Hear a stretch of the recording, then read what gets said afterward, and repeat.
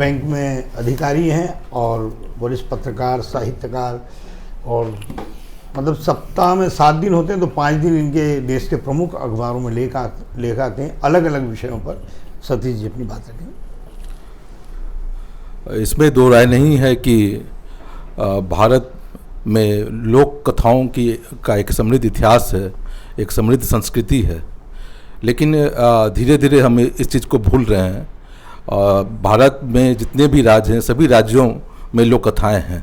अब जैसे देखें हम पंजाब में तो हीर रांझा, सोहनी महिबाल, अंडमान निकोबार में देखेंगे तो वहाँ भी बौनों का देश, सार्क का जन्म। अब महाराष्ट्र की बात करेंगे तो यहाँ पे देवरानी जेठानी लोक कथाएँ प्रचलित हैं। तो लेकिन आज धीरे धीरे हम इसे भूल रहे हैं। भूलने का कारण है कि हमारा जो सोच है उसमें बदलाव आया है।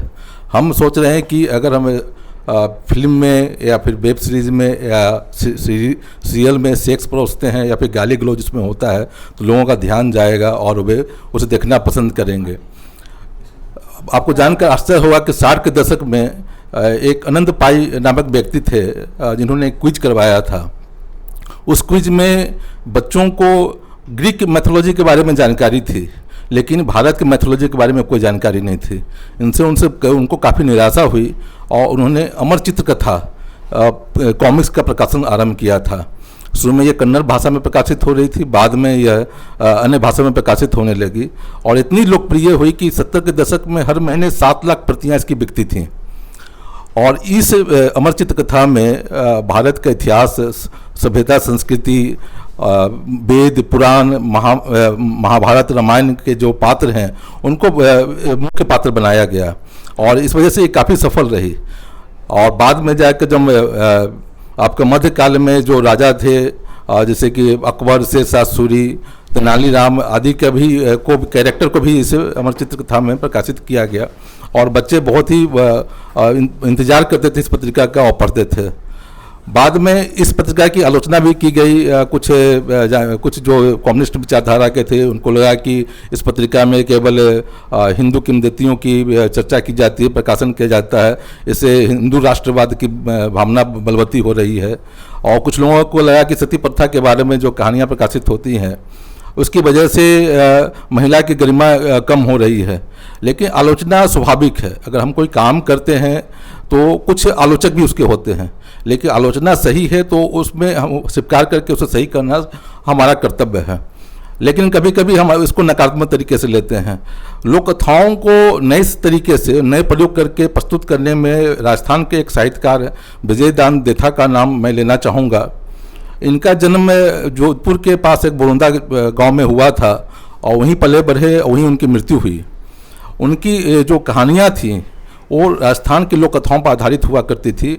उन्होंने नए प्रयोग किए। उन्होंने लोक कथाओं को आज के संदर्भ में जाकर परिवर्तित करके लिखा। और जब ये उनकी कहानियाँ जब दूसरे भाषाओं में प्रकाशित हुई अनुवाद हो करके तो लोग चकित रह गए। भारत में ही नहीं, अंतर्राष्ट्रीय स्तर पर भी उनकी कहानियों की काफ़ी प्रशंसा की गई और 1 दर्जन से अधिक उनकी कहानियों पर फिल्में बनी हैं। प्रकाश झा द्वारा निर्देशित एक फिल्म थी परिणति जो काफ़ी चर्चित हुई। एक और फिल्म जो है उनकी कहानी दुविधा पर बनी, पहली के नाम से। उसमें शाहरुख खान और रानी मुखर्जी ने अभिनय किया था। मणिकौल साहब उसके निर्देशक थे। यह भी काफ़ी चर्चित हुई, राष्ट्रीय स्तर पर पुरस्कार मिला, अंतर्राष्ट्रीय स्तर पर पुरस्कार मिला। चरणदास चोर का नाम सभी ने सुना होगा। ये कहानी भी देथा साहब ने लिखी थी और रंगकर्मी हबीब तनवीर साहब ने इस पर मंचन किया, नाटक किया। बाद में श्याम बेनेगल साहब ने इस पर फिल्म भी बनाई। तो ये कहना कि हम इसको पुनर्जीवित नहीं कर सकते गलत होगा। प्रयास उस तरीके से नहीं हो रहा है। जो साहित्यकार हैं अगर उसको नए कैलिबर में प्रस्तुत करेंगे, आज के संदर्भ में प्रस्तुत करेंगे तो लोग पसंद करेंगे। आज कॉमिक्स का बाजार 100 करोड़ से ऊपर का है। अगर इसको कमर्शलाइज तरीके से भी सोचें, उस क्लेवर में इसको प्रस्तुत करें तो बच्चे भी पसंद करेंगे। बच्चे को सुपरमैन क्यों पसंद आता है? क्योंकि उनको अच्छा लगता है। अगर हम लोक कथाओं के पात्र को उस तरीके से पेश करेंगे तो बच्चे को वो भी पसंद आएगा। और सबसे बड़ी चीज़ है कि आज जो वेब सीरीज बन रहे हैं या फिर सीरियल बन रहा है या फिल्म बन रहा है तो लोगों का सोच केवल पैसा कमाना है। फिल्म एक इंडस्ट्री जरूर है, लाखों लोगों को रोजगार मिला हुआ है, लेकिन साथ में निर्माता जो है उनका या फिर कलाकार, उनका ये कर्तव्य है कि हम समाज को अगर कुछ नहीं दे पा रहे हैं तो समाज को दूषित भी ना करें, ऐसी चीज़ें नहीं परोसें जो बच्चों के बालमन को प्रभावित करती है, उस पर नकारात्मक प्रभाव डालती है, युवा को सही रास्ते से भटकाती है। गाली गलौज या फिर सेक्स से परोस करके आप क्या हासिल करना चाहते हैं? सीरियल में अगर आप देखें तो अभी जाके अनुपमा है, गुम है किसी के प्यार में, इमली किस तरह के संदेश दे रहे हैं, या वेब सीरीज की बात हम करें तो मिर्ज़ापुर में क्या है, उससे क्या आप हासिल करते हैं, आपको क्या सीखते हैं? कुछ भी नहीं। अगर हम कोई चीज़ हम साहित्य का या फिर कहानी का या उपन्यास की जब बात करते हैं तो कोई मैसेज होता है।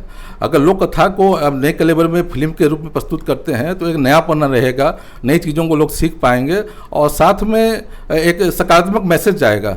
कम से कम अगर हम कुछ नहीं दे पा रहे हैं तो कम से कम उसको दूषित भी न करें। और मुझे लगता है कि अगर नए तरीके से प्रयोग किया जाए, जैसे कि भारतेंदु हरिश्चंद्र का एक नाटक था अंधेरी नगरी चौपट राजा, इस नाटक में दिखाया गया था कि शासक अगर मूर्ख है तो जो आपका प्रजा है या फिर राज्य है वहाँ पर विकास करना या फिर किसी को न्याय मिलना संभव नहीं है।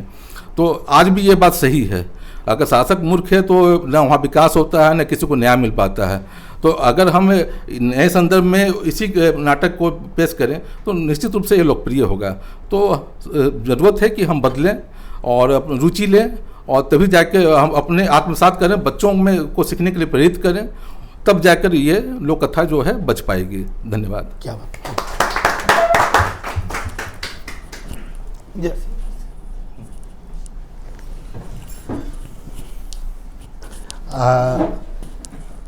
रंगकर्मी और टेलीविज़न और फिल्म अभिनेता सुशील योगी रंगमंच पर भी काफ़ी व्यस्त है और कई साहित्यिक कृतियों पर आप नाटक लिख भी रहे हैं, कर भी रहे हैं उसे, तो सुशील जी आप लिखना चाहेंगे? धन्यवाद केशव जी। वरिष्ठ हमारे साहित्यकार और लेखक और हमारे पत्रकार सुरेश जी और सतीश जी, मुझे सौभाग्य प्राप्त है कि आप जैसे लोगों के बीच में परिचर्चा करने का मौका मिलता रहता है। मैं धार्मिक और ऐतिहासिक विषयों पर ही लिखता हूँ। पता नहीं क्यों ये सोच बचपन से हमारे पास आई। मेरे नाना एक नाटक किया करते थे, लैला मजनू। मेरी उम्र 5 वर्ष की रही होगी। उस वक्त केवल नाटक देखा था मैंने, लेकिन वो कहीं पेट कर गए और मैं एक अभिनय लेखक और निर्देशक के रूप में धीरे धीरे उभरा। मेरे दृष्टिकोण में, मेरे नज़रिए से लोक कथा ये लकड़दादी है आज के साहित्य की। जब से आदिम जाति शुरू हुई होगी तब से ये लोक कथाएं प्रचलन में आई होंगी। इसका कोई भी एक व्यक्ति रचयिता नहीं है। ये चौपालों पर और नानी दादी जो सुनाती थी, हमारे पिताजी हमें सुनाती थी तोता मैना की कहानी, बड़ी मोटी पुस्तक आती थी। हम 5-7 साल के छोटे होते थे तो तोता मैना की कहानी पापा सुनाते थे, शायद ये वही लोक कथा है। उसके बाद फिर मैंने बचपन में, जब मेरी उम्र रही होगी 10-12 साल की, मैंने रूप बसंत नाटक खेला था। पहली बार मैंने 12 वर्ष की उम्र में रंगमंच में आया और अब तक रंगमंच पर हूँ। तो रूप बसंत नाटक, अमर सिंह राठौड़ ये नाटक, ये सारे लोक कथाएं हैं। लोक साहित्य का सृजन होना बहुत ज़रूरी है। मैं अभी मराठी एक पवाड़ा की बात हुई, मैं एक नाटक लिख रहा हूँ संभाजी पर। उसमें मैंने पवाड़ा संगीत का उपयोग किया है। मैंने सामवेद से संगीत का अध्ययन करके, जो मेरी सीरियल है भगवान परशुराम, मेरे सारे साहित्य में मैंने पुरातन और प्राचीन संगीत को मैंने स्थान देने का प्रयास किया है। तो जिस तरह से बताया जाता है कि काम नहीं हो रहा है, मैं अमर चित्रकथा की तरह से एक चित्रकथा निकल रही है, उसमें मैं रामोत्सव लिख रहा हूँ। राम के बारे में बच्चों के लिए लिख रहा हूँ मैं, उस पर कृष्ण के विषय में लिख रहा हूँ, राधा पे मैंने शोध किया, मैंने मीरा पे शोध किया। तो कहीं ना कहीं हम लोग प्रयास कर रहे हैं, लेकिन उसके लिए हमें बाजार में स्थान नहीं मिलता। पिछले 15 वर्षों से मैं परशुराम पर शोध करता रहा, कई चैनलों पर गया। मेरा मुख्य उद्देश्य केवल परशुराम नहीं है, लोक कथाओं को, लोक गाथाओं को लाना है। परशुराम के चक्कर मैंने 12 रामायण पढ़े हैं। मौलिक रामायण तो वाल्मीकि है, लेकिन फिर कंब रामायण है, आनंद रामायण है, मैंने सारी पढ़ी। उसमें 10 शीर्ष के 20 शीर्ष के रावण हैं। तो ये लोक कथाएं तो हैं। तो ये कहीं ना कहीं, क्योंकि लोक कथाओं का सार भी सुरेश जी ने बताया, इसका अंत सुखद होता है इसका अंत। संघर्ष, रोमांच। कभी कभी हम पढ़ते थे कि राजकुमारी जो है राजकुमार को तोता बना के रखती है, उससे मनचाहा काम कराती है। ये क्या है? ये सारा कुछ लोक कथाओं से आता है, बचपन में हमने सुनने का। लेकिन सुरेश जी ने कहा कि शायद ये अंतिम पीढ़ी है, अब वो नानी दादी नहीं रही जिनको लोक कथाएं याद हैं। तो हम स्टार प्लस के सास बहू देखकर लोक कथाओं को अपने बच्चों को तो नहीं सिखा सकते। तो हम जो भी हम यहाँ पर लोग हैं, चाहे वो अभिनेता हैं, लेखक हैं, निर्देशक हैं, सभी लोगों को धीरे धीरे ही सही लोक साहित्य, लोक कथाओं को बढ़ावा देना चाहिए, लिखना चाहिए। एक मेरे लिखने से, एक आपके लिखने से नहीं होगा, एक समूह। और मैं तो बहुत शुक्रगुजार हूँ तहे दिल से केशव जी का। मुझे इनसे थोड़ी सी ईर्ष्या भी होती है। मैं खुल के कहता हूँ कि इतनी ऊर्जा लाते कहाँ से? 3 दिन के बाद आदमी 3 महीने सो जाए, 30 घंटे नहीं हुए देख नया प्रयास। तो मुझे बुलाते हैं अपने मंच पर, मुझे मौका देते हैं। मैं इनका और इनकी टीम का तहे दिल से शुक्रगुजार हूँ। अभी मैं चित्रलेखा पे नाटक लिख रहा हूँ, मैं शास्त्री जी पे नाटक लिख रहा हूँ, तो मुझे मौका मिलता है। अब एक नया बाजार शुरू हुआ, मैं आपको बता दूं, जिस तरह से OTT शुरू हुआ है, अब नाट्य बाजार शुरू हो गया है। क्या अच्छा है, बहुत अच्छा। तो मुझे 5 नाटक लिखने का मौका, वो भी पारिश्रमिक दे करके लिखवा रहे हैं। और उसको मैं निर्देशित भी करूंगा। उसमें मैंने पूरे हिंदुस्तान से कलाकारों को चयन कर रहा हूँ जो उस पर फिट बैठे हैं।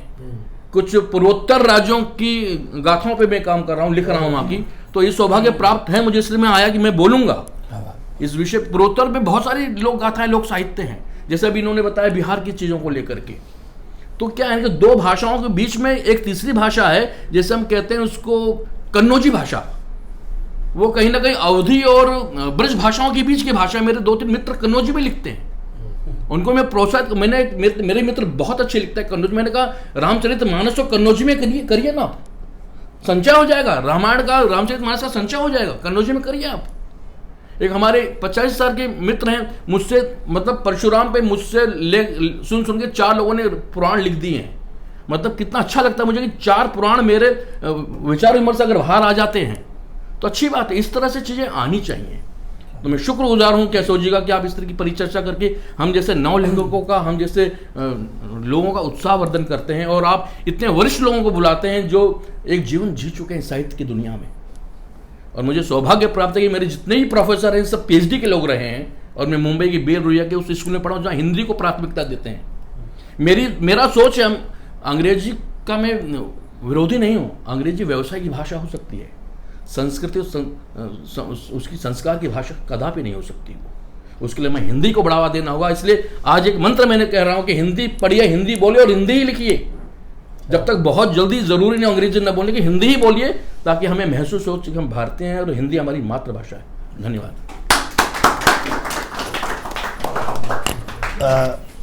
युवा लेखक कुलदीप पंजाब से आए हुए हैं। आज ही उनका मुझे एक संदेश आया कि सर मैं भी अपनी बात रखूंगा इसमें। आइए, स्वागत है भाई।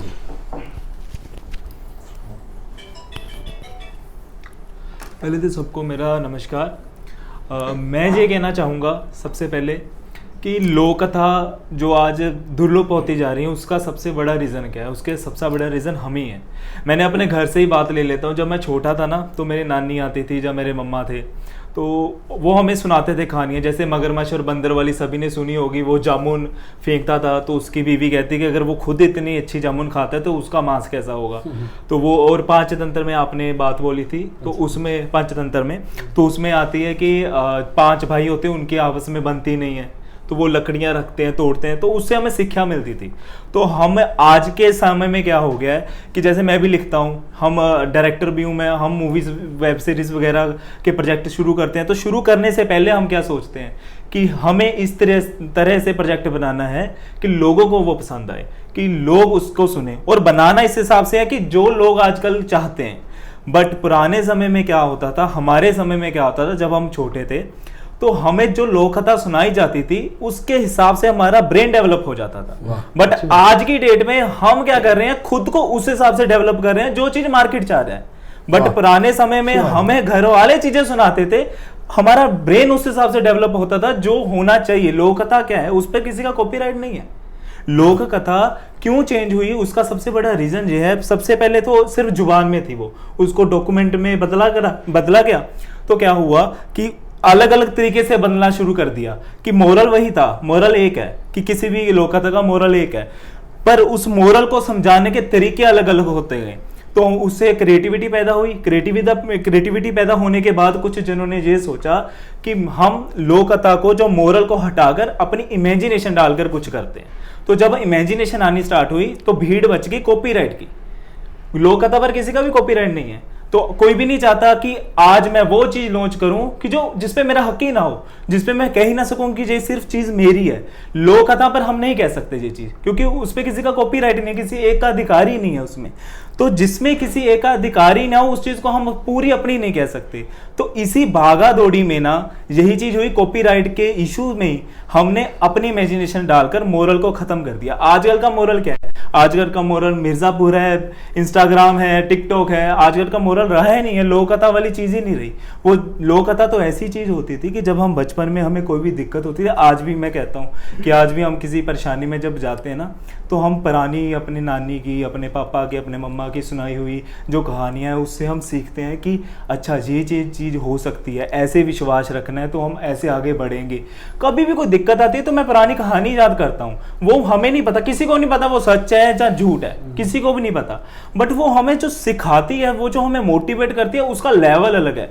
मुझे लगता है आजकल के यूथ को हमें ना ऐसे नहीं है हम उसको बोल दे कि आप लोक कथा सुनोगे, वो नहीं सुनेंगे। आप सब कुछ मैरिड भी होंगे, आप सब भी बताइए आप अपने बच्चों को कितनी कहानियां सुनाते हो? मेरे ख्याल से बहुत कम लोग, वो तो खत्म हो गए, कोई कहानियां नहीं सुनाता। तो हम कैसे कह सकते हैं कि लोक कथा का जिम्मेवार हम नहीं है? हम सभी जिम्मेवार हैं। मैं शायद आप सबके जितने लोग बैठे हैं आधी एज से भी कम का ही हूं मैं। मेरे को 23 एज है मेरी, पर मैंने ये चीज अभी से समझ ली। मेरी भांजी है छोटी 7-8 साल की, उसको मैं सुनाता हूँ कहानी, मम्मा नहीं सुनाते, ना ही मेरे नानी सुनाती हैं, मैं सुनाता हूँ, ना ही उसकी माँ, मेरी सिस्टर भी नहीं सुनाती उनको, मैं सुनाता हूँ। क्योंकि मुझे लगता है कि वो उसने खोला होता है यूट्यूब पे, वो जो फूड चैनल आते हैं, जो फूड का वो आता है चैलेंज कि इससे पहले कौन खत्म करेगा ये वो चैलेंज, वो चीज़ें देखती है। पर मैं उसको कहानी सुनाता हूँ। जब कभी उसको चोट लग जाए, उसको नंबर कम आ गए तो वो रोने लगी, तो फिर मैंने उसको समझाया, आगे कहानी सुनाई। फेलियर के बारे में कोई नहीं बताता, सभी बताते हैं जीत के बारे में, कि अगर फेल हो जाए तो क्या होगा। ये सब चीजें हमें लोक कथा में सिखाई गई थी, हमने कहानियां सुनी थी।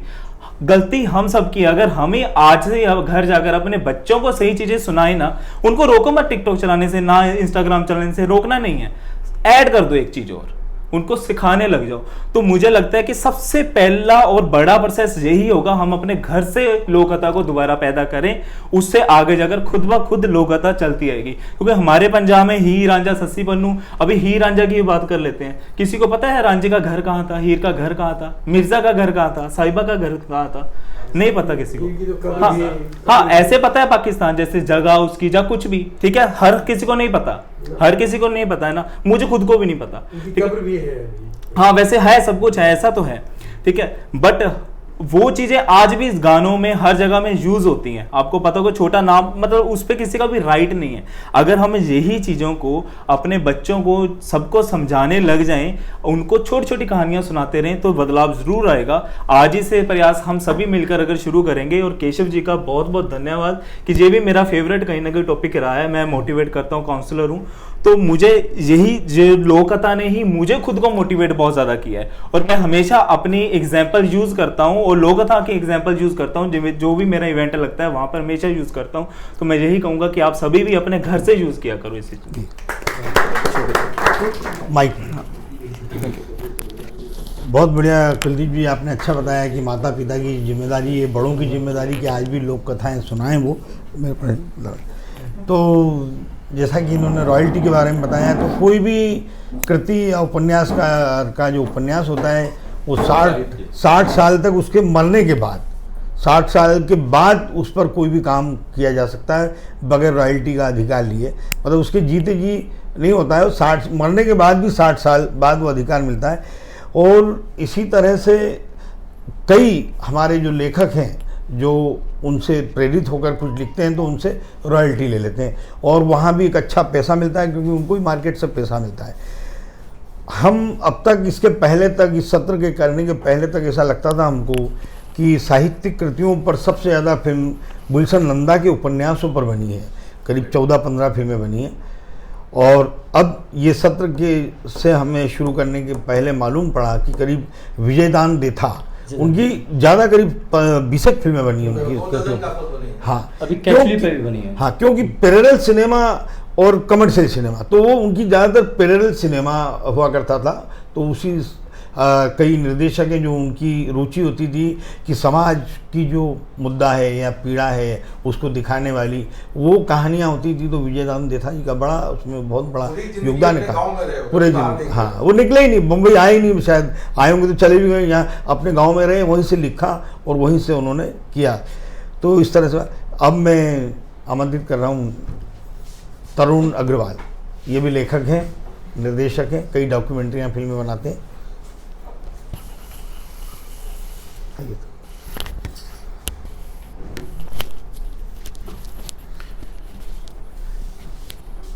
क्यों बोलना चाहेंगे? आपके पीछे दोस्त, आपके शिष्य हैं, शायद बता दीजिए, आप भी बुला लीजिए जब आपको लगे, आप भी बुला लीजिएगा। हाँ, आप बुला लीजिए बात जी। हाँ जी जी।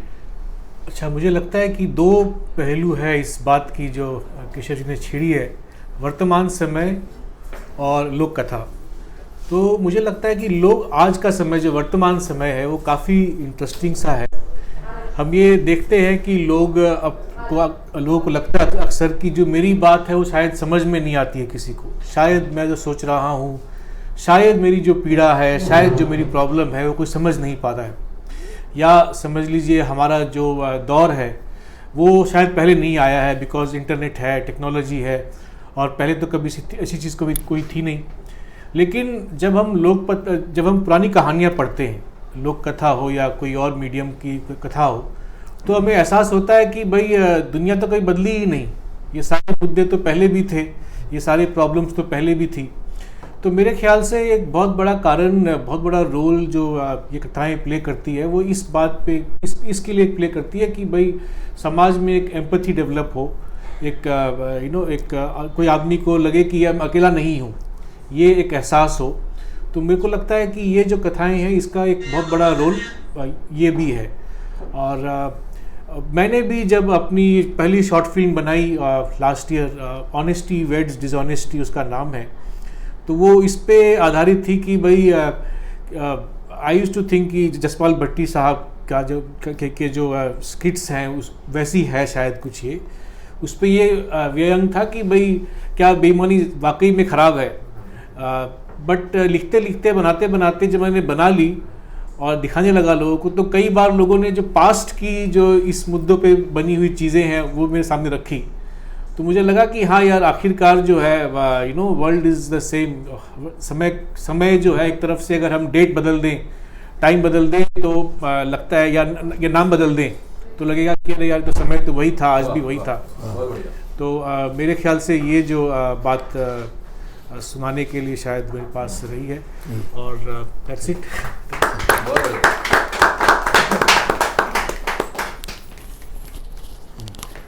आइए, रितु शर्मा मॉडल हैं, एक्ट्रेस हैं, कई टेलीविजन और फिल्म्स में आई। रितु शर्मा।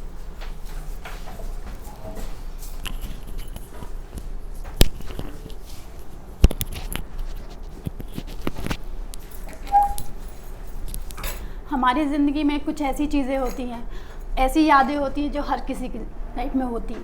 कुछ ऐसी यादें होती हैं कि जो आपके चेहरे पे मुस्कुराहट ला देती हैं।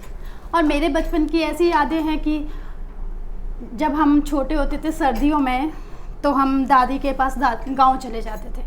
तो गांव में हमारे एक किचन होती है बड़ी सी, और किचन में चूल्हा होता है। आई डोंट नो कितने लोग यहाँ पर सबको मालूम है चूल्हा होता है। तो चूल्हा होता है, चूल्हे में मतलब मम्मी यहाँ पे रोटी बना रही होती थी और दादी हमें कहानी सुनाती थी।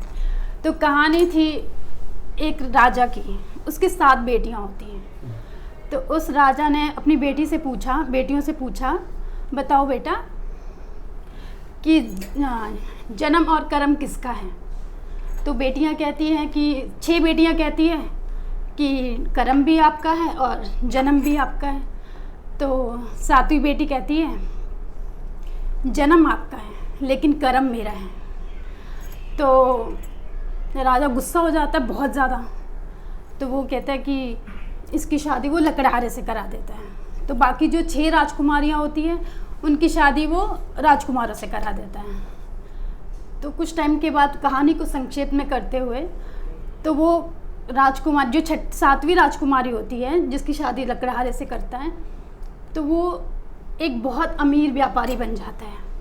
और जो 6 राजकुमारियाँ होती हैं वो एकदम से कंगाल हो जाती हैं। तो मॉरल स्टोरी का ये है कि जन्म हमें हमारे माँ बाप देते हैं, लेकिन जो हमारी कर्म होता है वो हमारा खुद का ही होता है, वो हमारी किस्मत होती है। तो मैं बचपन में फिर से वापस जाते हुए कि हमारी दादी ऐसी कहानियाँ सुनाती थी, तो हम पे ये टेक्नोलॉजी इतनी हावी नहीं हो पाई। बट आजकल के बच्चों को कहानियाँ कौन सुनाता, ना कोई कहानी सुनाने वाला, ना बच्चे ही कहानी सुनने में इंटरेस्टेड हैं, क्योंकि उनको इंस्टाग्राम ये सब में इंटरेस्ट है। तो ज़्यादा ना बोलते हुए थैंक यू, धन्यवाद।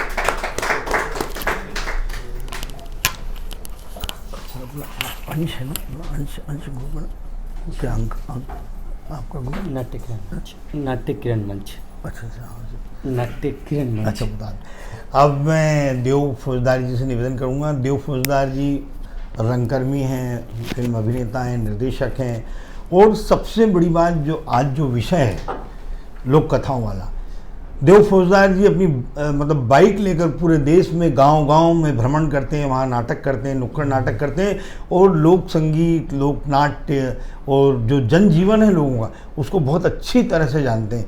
तो सर, ये जैसे कि आपकी यात्राओं के बारे में हमें पढ़ते रहते हैं, मालूम रहते हैं। अभी आपने एक पुस्तक का लोकार्पण हुआ, महान जो हस्तियां हैं उन पर भी आप काम करते हैं, नाटक लिखते हैं और उनका नाटक भी करते हैं। तो आप अपनी नाट्य यात्रा में यही लोक कथाओं का क्या मतलब, वो आप अपने विचार रखें, फिर एक आध प्रश्न भी करना है आपसे। सबसे पहले तो आप सभी को नमस्कार। रितु जी ने जो जहाँ बात ख़त्म की, मैं वहाँ से शुरू करना चाहता हूँ। उन्होंने एक नाटक का जिक्र किया, कहानी का जिक्र किया। तो बेसिकली जब लोक की बात आती है तो लोक में पूरा संसार आता है, और लोक में सिर्फ मानव ही नहीं आते, लोक में पशु पक्षी जानवर सारे लोग आते हैं। क्या बात। और हमारे यहाँ तो परंपरा है कि कण-कण में ईश्वर, भगवान। तो भगवान मतलब 5 तत्व, तो सारे हम लोगों में ही बसे हुए हैं। तो लोक के बिना कहीं भी किसी भी जीव का कोई औचित्य भी नहीं है, लोक से ही जुड़ी सारी चीज़ें हैं। तो जो जिस कहानी की वो बात कर रही हैं, वैसे ही कहानी शेक्सपियर की है, किंग लियर, सेम वही कहानी, बिल्कुल वही कहानी है। तो हाँ, तो यानी कि ये जो लोक की कहानी जो भारत में एक दादी कह रही है, वहीं शेक्सपियर कहीं बहुत दूर उस कहानी को एक रूप दे रहे हैं नाटक के रूप में। यानी कि परंपराएं हाँ बहुत अद्भुत है, जो दूरी नहीं देखती। ये थॉट है ना, बेसिकली तो विजन है। तो विजन तो कहीं भी किसी के दिमाग में कुछ भी आ सकता है, क्योंकि मॉरल जो है उसका, जैसे कि कुलदीप भाई जो बोल रहे थे ये सारी चीज़ें, तो इतने बड़े लोगों ने, सर ने बोला, आपने बोला, सबने बोला, सबने बहुत सुंदर बोला। विजयदान देसाई जी के बारे में बताया, मैंने बहुत पढ़ा है उन्हें। और हबीब तनवीर जी का वो नाटक चरणदास चोर भी मैंने देखा है, और मेरा सौभाग्य है कि मैं उनसे मिला भी हूँ। और शायद ही आपको पता होगा कि एडम्बरा फेस्टिवल में ही चरणदास चोर को गोल्ड मेडल मिला था इंडिया से। तो गोल्ड मेडल क्यों मिला था?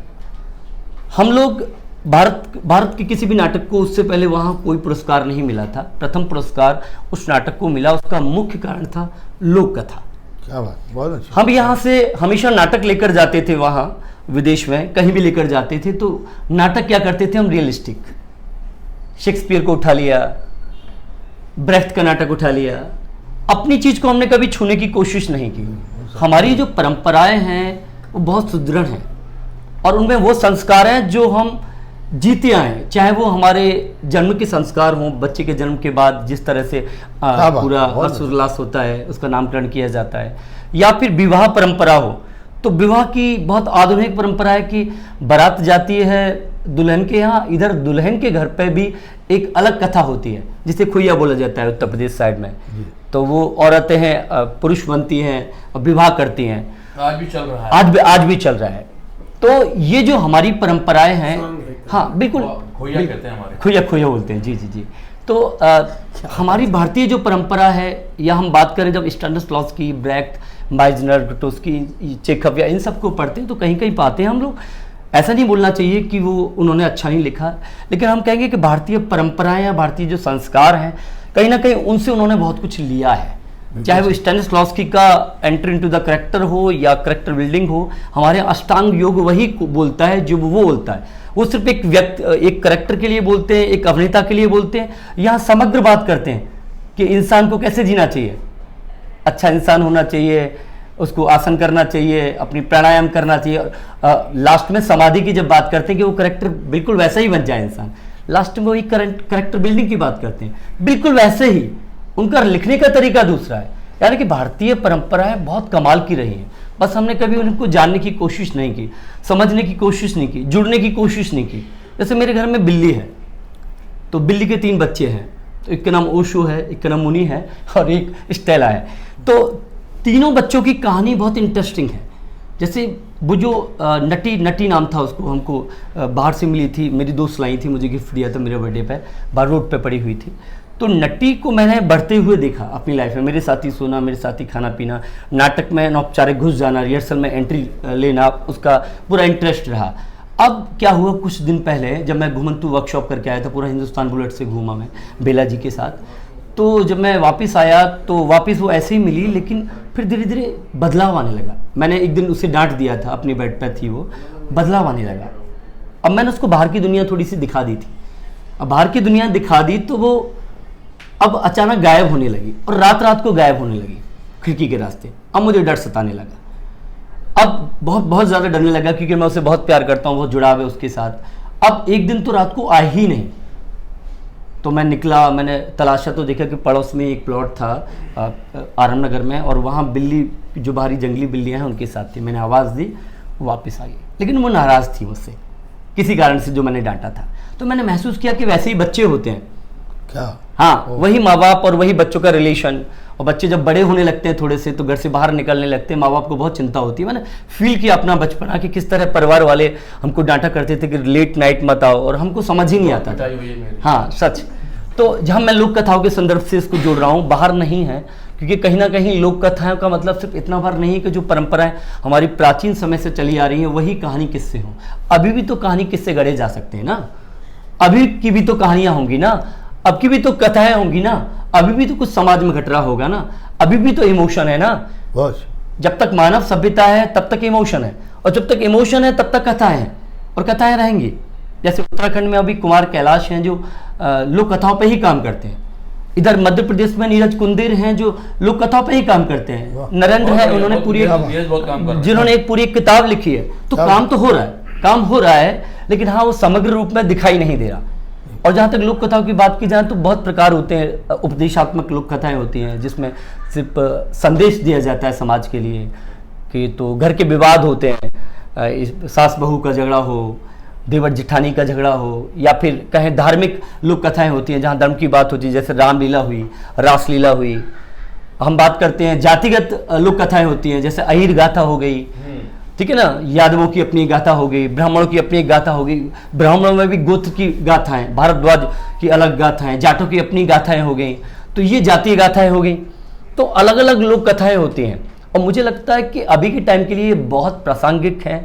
क्यों प्रासंगिक है? क्योंकि इनके बिना तो अभी के जनजीवन का कोई महत्व भी नहीं है। लोक से आप कैसे हट सकते हैं? हट ही नहीं सकते, और लोक से हटे तो आपका कोई मतलब ही नहीं रहेगा।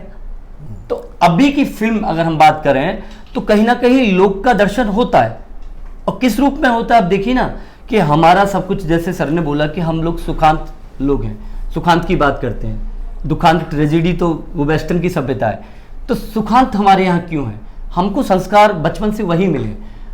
इंसान की मौत के बाद भी हम लोग 13वीं करते हैं, दावत करते हैं, जैसे उनके दिन बिल्कुल बिल्कुल बिल्कुल वैसे ही। तो हम लोग अंत भला तो सब भला वाली कहानी पर बिल्कुल पूरी तरह से विश्वास करते हैं, भी मनाते हैं बिल्कुल, और उसको एंजॉय करते हैं। तो हमारी जितनी फिल्म लिखी जा रही है, आप देखिए अंत उनका सुखांत ही होगा। अगर दुखांत कर दिया, हम बात तो करते हैं हॉलीवुड की, लेकिन हॉलीवुड में तो दुखांत एंड होता है, लेकिन अगर आप दुखांत एंड करके देखिए अपनी फिल्म, आपको ऑडियंस सपोर्ट नहीं करेगी। क्यों नहीं करेगी? क्योंकि हमारे मन मस्तिष्क में कहीं ना कहीं वही बसा हुआ है। तो हम लोग कथाओं से अलग नहीं है, हाँ बस तरीका बदल गया है। हमको फिर से जुड़ना होगा और अभी की चीजों को तलाशना होगा, पुरानी चीजों को संचय करके रखना होगा, जोड़ के रखना होगा। पुरानी परंपराएं, जैसे अभी एक नाटक मैंने लिखा है अंदाजे आजाद, तो पंडित चंद्रशेखर आज़ाद तिवारी जी पर हिंदुस्तान का पहला लिखा हुआ नाटक है, हिंदुस्तानी नहीं विश्व का पहला लिखा हुआ नाटक है। तो हाँ, तो कल हमारा शो था, मुक्ति ऑडिटोरियम में शो हुआ। हम तो शो से पहले ही पता नहीं क्यों मुझे इंट्यूशंस आ गया था कि हमारा हाउसफुल है। तो मुझे जो भी लोग कॉल कर रहे थे, मैंने कहा सॉरी हाउसफुल है, कुछ लोग हैं जो लोग शो देखा था, मैंने कहा हाउसफुल है। शो से पहले आप यकीन करेंगे 350 की कैपेसिटी है वहाँ, और 380 लोग थे और आधे लोग बाहर खड़े थे जिनको हमने एंट्री नहीं दी थी। हाँ, तो आप जब पुरानी चीज़ों को लेके काम करते हैं, उनको गढ़ते हैं, तो लोग आपको स्वीकारते हैं। प्रॉब्लम क्या है, जैसे कुलदीप जी ने बोला कि आज हम लोग आज की मार्केट की बात करते हैं। जैसे मैंने एक वेब लिखा और कहीं मैंने अप्रोच किया तो उन्होंने बोला कि इसमें आइटम सॉन्ग डलवा दीजिए, और इसमें वो कौन सी एक्ट्रेस है उनके बारे में कोई जो अश्लील ज़्यादा डांस करती हैं वो उनको ले लीजिए। नहीं। तो मैंने कहा ये क्यों, बहुत सारी आ गई हैं। हाँ, नहीं। तो मतलब ये क्यों लूँ मैं? तो हालांकि अभी वेब मेरी बन रही है, बड़े हुड्डा साहब को लेके और वाजपेयी जी को लेके बहुत बड़े स्तर पे हम वेब कर रहे हैं। खैर वो अलग दूसरा टॉपिक है। तो अभी की चीज़ों में है लोग, और लोग जब तक लोग है यानी कि मानव सभ्यता है, समाज है, तब तक तो लोग कहीं जाने वाला नहीं है। चीज़ें बदलती रहेंगी, आती रहेंगी, जाती रहेंगी। परिवर्तन नियम का, संसार का नियम है, परिवर्तन होता रहेगा और हमको भी परिवर्तन को स्वीकारना चाहिए, उसको डिनाई नहीं करना चाहिए। कहते हैं कि युवाओं का जोश और पुराने बुजुर्गों का अनुभव अगर मिलकर काम करेगा तो मुझे लगता है कि लोक कथाएं, लोक कहानियां बहुत अच्छे से गढ़ी जा सकती हैं। Thank you very much sir, thank you very much. वो हाँ, पीछे से जब आवाज़ आई थी ना कि चूल्हे को लेकर रखे जी, कि यहाँ पर सब हिंदी वाले हैं जी, अभी बुलाते हैं जी, हाँ, तो हिंदी पर मुझे फिर एक आपसे प्रश्न करने का मन हुआ जी कि जो हमारी पीढ़ी है वो सब कॉन्वेंट की पढ़ी लिखी है। आज जब वो सब लोक कथाएँ हैं या अपने पुराण हैं, ग्रंथ हैं, वो पढ़ना चाहती है, क्योंकि कहीं ना कहीं उनकी ज़रूरत पड़ती है उनको, तो वो फिर अनुवाद वाला अंग्रेजी अनुवाद जो है वो पढ़ती है। आपके साथ हजारों युवा जुड़े हुए हैं। इस तरह की बात जो आज की तारीख में युवा लोक कथा या ग्रंथ या पुराण से कितने करीब है? अभी जैसे बात करें हम मेरे थिएटर ग्रुप में, हम अपनी पर्सनल थिएटर ग्रुप की बात करते हैं, यहाँ है थिएटर ग्रुप के हमारे लोग, हम लोग सबसे पहले हमारे यहाँ अनिवार्य है कि अगर आप हमारे थिएटर ग्रुप में आते हैं तो आपको भगवत गीता सबसे पहले पढ़नी ही पड़ेगी। और उसका मुख्य कारण एक है, ऐसा नहीं कि धार्मिक कारण है, उसका धार्मिक कारण नहीं है, क्योंकि गीता का ज्ञान जो है वो मुझे नहीं लगता कि किसी और किताब में कहीं कुछ होगा। मेरे लिए सारी धार्मिक किताबें आदरणीय हैं, हम उनका स्वागत करते हैं, उनको नमन करते हैं, चाहे वो कुरान शरीफ हो या बाइबल हो या हमारे गुरु ग्रंथ साहब हों, लेकिन गीता बेसिकली धार्मिक किताब नहीं है। या हम पुराणों की बात करें, जैसे माफ़ी चाहता हूँ, मैं छोटी हूँ, बड़ी बात होगी, लेकिन मैंने सारे पुराण पढ़े हैं, वेद भी पढ़े, मेरे घर पर रखे हुए हैं, मैं पढ़ता रहता हूँ लगातार। कोशिश होती है कि अभी के परिप्रेक्ष्य में उनको समझने की मैं कोशिश करूँ। तो मैंने जाना कि वहाँ तो भगवान की बात ही नहीं है। जितना मैंने कुरान वो पढ़ा, गीता या मैंने पुराण या वेद पढ़े, तो वहाँ तो भगवान की बात नहीं है। तो ये भगवान का प्रोपेगेंडा कहाँ से शुरू होगा और भगवान शब्द की उत्पत्ति कहाँ से आई? क्योंकि हम लोग तो संधि विकसित करते हैं शब्दों का अर्थ निकालने वाले लोग हैं। हम भारतीय संस्कृति या भारतीय सभ्यता की बात करें तो विश्व की एक ऐसी सभ्यता, एक ऐसी सनातन संस्कृति जिसने संसार को ज्ञान दिया। हम ऐसे ही विश्वगुरु नहीं थे, लेकिन ये विश्वगुरु सभ्यता कैसे पतन की तरफ चलेगी, उसका क्या मूलतः कारण रहा होगा? तो इसका मूलतः कारण कहीं ना कहीं हमको भ्रमित किया गया, भगवान के नाम पर भ्रमित किया गया, पुराण वेद के नाम पर भ्रमित किया गया, हमको गीता के नाम पर भ्रमित किया गया, हमको वर्गों में बांट दिया कि ये सिर्फ इस वर्ग के लिए है। अरे क्षत्रिय ही क्यों देश की रक्षा करेंगे? ब्राह्मण क्यों नहीं लड़ेंगे? शूद्र क्यों नहीं लड़ेंगे? हमको जो जातियों में जिस तरह डिवाइड किया गया कि ये यही काम करेगा, यही काम करेगा, ऐसा नहीं था। जो काम करेगा उसकी वो जाति हो जाएगी, लेकिन अगर वो काम छोड़ता है तो उसकी जाति बदल जाएगी। कर्म के अनुसार जब जाति की बात की गई थी, तो ये जो प्रोपेगेंडा हुआ, जैसे भगवान शब्द, भगवान का कितना सुंदर अर्थ है। गा से भूमि होती है, गा से गगन होता है, वा से वायु होता है, उसका आ अग्नि होता है, ना से नीर होता है। तो भगवान तो 5 तत्व हैं जो कर रहे हैं, तो उनको ये किस प्रोपेगेंडा के अधीन किया? मंदिर का मतलब मन के अंदर होता है, जो वास करता है। ये कौन सा मंदिर का प्रोपेगेंडा हम लोगों ने कहां से शुरू किया? हालांकि मंदिर का अपना एक महत्व है, उसका एक विज्ञान है, उसका एक कारण है। तो कहीं ना कहीं हम प्रोपेगेंडा के शिकार हुए हैं। जितने भी हम सनातनी लोग हैं, सच्चे सनातनी लोग खत्म हो चुके हैं, अब नकली सनातनी लोग हैं जो चिल्लाते रहते हैं बेवजह का। हाँ, तो मैंने जब हिंदुस्तान पूरा घूमा, बुलेट पे भ्रमण किया, इतना खूबसूरत देश मुझे नहीं लगता कि कहीं वर्ल्ड में कहीं होगा। एक एक गांव, एक एक लोग, हम लोग, मैं और वो बुलेट पे थे, तिरंगा हमारे सामने लगा हुआ था, किसी गांव में कहीं एंट्री कर जाए लोग इतना स्वागत करते थे, इतना स्वागत करते थे। ना वो हमारी जाति के हैं, ना हमारे धर्म के हैं, ना हमारे संप्रदाय के हैं, ना हमारे मेरे क्षेत्र के, सिर्फ भारतीय हैं। वो अटूट परंपराएं जो अतिथि देवो भव की है, वो आज भी हमारी परंपराएं हैं, उसे अछूते नहीं है। अभी भी जब हम आजाद नाटक कर रहे थे तो हम 30 लोगों के ग्रुप के साथ भ्रमण पर निकले। मेरा अपना तरीका है नाटक करने का। तो सबसे पहले हम लोग चंद्रशेखर आजाद जी के गृहनगर गांव गए थे, भारवा गांव, जहां उनका जन्म हुआ था। उस मिट्टी को नमन किया था, वो मिट्टी भी हम लेकर आए थे। उसके बाद हम लोग झांसी गए थे, एलिफेंट पार्क भी गए थे, ओरछा गांव गए थे जहां उन्होंने 3 साल गुजारा, जिस कुटी में वो रहते थे। हम लोग जलियांवाला बाग गए थे, फिर खटखट कला गए थे, भगत सिंह के गांव, फिर सुखदेव के गांव गए थे, फिर राजगुरु नगर राजगुरु जी के गांव गए थे। तो वहाँ के दरमियान हमने देखा कि हम ट्रेन में थे और जब हम गीत गाते थे, अपने नाटक के गीत गाते थे, तो लोग अपना खाना छोड़ देते थे और हमें खाना देते थे। क्या बात, क्या तो बात। ये भारतीय परंपराएं कभी खत्म नहीं होंगी। ये भारतीय सभ्यता, भारतीय संस्कृति कभी खत्म होने वाली नहीं है, क्योंकि ये सनातनी संस्कृति है, ऐसी सभ्यता है जो कभी खत्म नहीं होगी। बिल्कुल विवेकानंद जी की अगर हम बात करें, शिकागो में क्या उससे पहले कोई ज्ञान देने नहीं जाता था? सनातन का देने जाते थे। काशी से बड़े बड़े लोग जाते थे, बड़े बड़े विद्वान लोग जाते थे। लेकिन विवेकानंद ने जब सनातन के बारे में बताया, हिंदू धर्म की एक बात कही, तो उनका व्याख्या अलग थी। उन्होंने बोला कि हमारा धर्म सबका आदर करना सिखाता है। यहां से उन्होंने शुरू किया, ना कि यहां से शुरू किया कि हमारा हिंदू धर्म श्रेष्ठ है। ये एक ईगो कहता है। जब आप दूसरे को रिस्पेक्ट करते हैं तो दूसरा आपको भी स्वीकारता है। जब आप अपने आप को बड़ा कहकर प्रस्तुत करेंगे तो दूसरा भी अपने आप को बड़ा मानेगा। तो ये जो जातियों का जो बंटवारा हुआ, धर्मों का बंटवारा हुआ, इस देश को धरातल की तरफ, यहाँ के गड्ढे की तरफ ले जाने में ये बहुत बड़ा योगदान रहा है। और ये बहुत बड़ा प्रोपेगेंडा रहा है जिसका शिकार हम लोग सनातनी लोग रहे हैं, ये भारत रहा है। और एक 99 की शैली भी इस भारत में कारगर रही है। अगर आप बहुत अच्छे शिक्षक हैं, कोई ज्ञान आपके अंदर है, तो आपको बताया गया कि आपको अपने स्टूडेंट को 99 नहीं देना है, 1% रोक लेना है। तो जो सभ्यता कभी 100 थी और 99, जिस जहां वायुयान का जिक्र है, जहां इतनी कमाल की सभ्यता का जिक्र है, वहां 0/0 कैसे हो गया? आप जब हनुमान चालीसा पढ़ते हैं, मैं उसे बहुत ज्ञान के रूप में पढ़ता हूं, तो आप कहेंगे कि अल्केमिस्ट एक किताब है, पायलो कोएल्हो ने एक किताब लिखी है, बहुत वर्ल्ड फेमस, सबसे ज्यादा बिकने वाला उपन्यास है। तो उसमें अल्केमिस्ट में लिखा गया है, पायलो कोएल्हो बोलते हैं कि सोचना, कहना और करना एक होना चाहिए। अगर आप जो सोचते हैं, जो करते हैं और जो कहते हैं, अगर वो एक है, तो आपके जीवन को विशिष्ट बनने से कोई नहीं रोक सकता। ऐसा पायलो कोएल्हो बोलते हैं। अभी हजारों साल पहले हनुमान चालीसा के मन कर्म वचन ध्यान जो लावे सो जीवन अमृत फल पावे। अमृत मतलब वही। तो हमारी भारतीय संस्कृति या भारतीय सभ्यता इतनी विराट है, तो उसकी लोक कथाएं भी विराट है। इसलिए तो दादा दादी की कहानी शेक्सपियर की कहानी से मैच करती है। क्या बात, क्या बात, क्या बात, क्या बात। तो thank you very much sir. वरिष्ठ पत्रकार सुभाष चंद्र त्रिपाठी, पीछे पीछे देखो वायर।